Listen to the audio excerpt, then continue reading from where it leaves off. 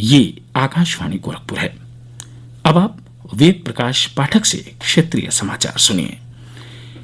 राज्यसभा ने आज दिवाला और ऋण शोधन अक्षमता संहिता द्वितीय संशोधन विधेयक 2020 पारित कर दिया। इसमें व्यक्तियों और कंपनियों की दिवाला और ऋण शोधन अक्षमता की स्थिति से निपटने के लिए 2016 की संहिता में संशोधन किया गया है। वित्त मंत्री निर्मला सीतारामन ने विधेयक पेश किया।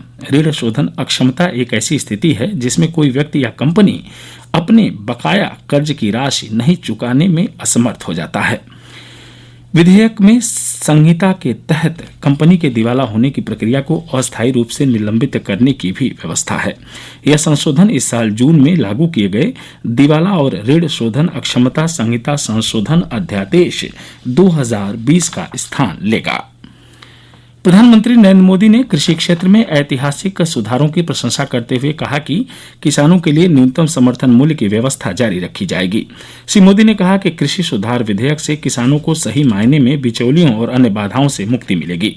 प्रधानमंत्री ने कहा कि कई ताकतें नए कानून के बारे में किसानों को भ्रमित करने की कोशिशों में लगी हैं। उन्होंने कहा कि इस कानून से किसानों को और ताकत मिलेगी और उनके सामने कई विकल्प खुल जाएंगे।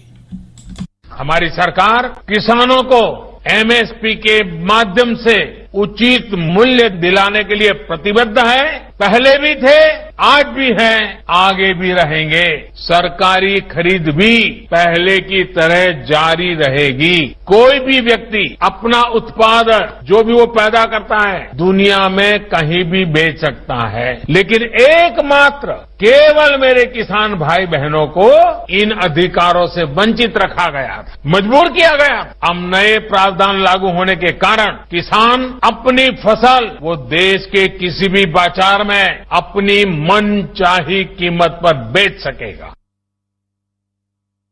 मुख्यमंत्री योगी आदित्यनाथ ने कोरोना वायरस के संक्रमण पर नियंत्रण एवं उपचार की व्यवस्था को और अधिक प्रभावी बनाने का निर्देश दिया है। उन्होंने कहा है कि सरकारी एवं निजी चिकित्सालयों में ऑक्सीजन की पर्याप्त मात्रा में उपलब्धता के साथ साथ उनका बैकअप भी रखा जाए। वो आज लखनऊ में अपने सरकारी आवास पर एक उच्च स्तरीय बैठक में अनलॉक व्यवस्था की समीक्षा कर रहे थे। श्री योगी ने कहा कि ई संजीवनी ऐप के माध्यम से उपलब्ध कराई जा रही ओपीडी सुविधा का व्यापक प्रचार प्रसार किया जाए।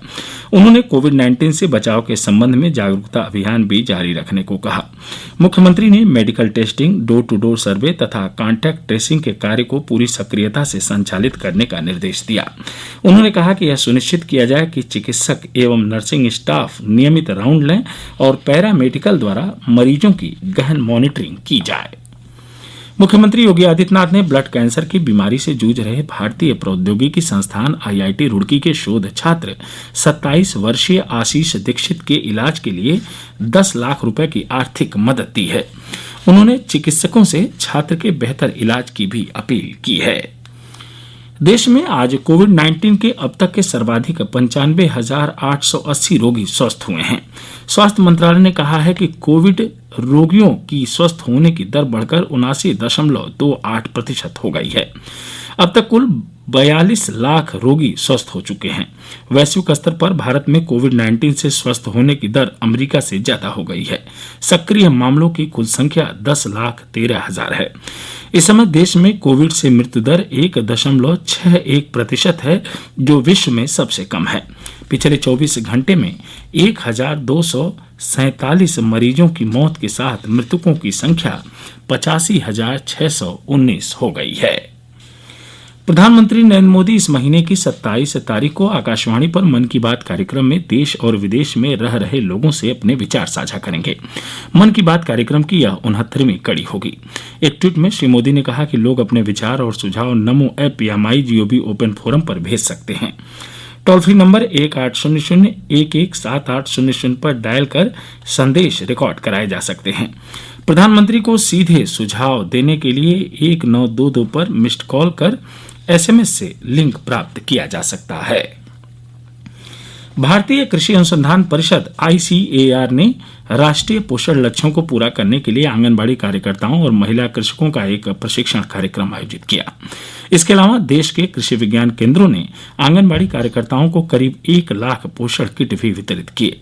महिला कृषकों के प्रशिक्षण कार्यक्रम को संबोधित करते हुए केंद्रीय कृषि मंत्री नरेंद्र सिंह तोमर ने कहा कि सतत विकास के लक्ष्य को प्राप्त करने के लिए कुपोषण को जड़ से मिटाना आवश्यक है। इसी के साथ क्षेत्रीय समाचारों का बुलेटिन यहीं संपन्न हुआ। नमस्कार।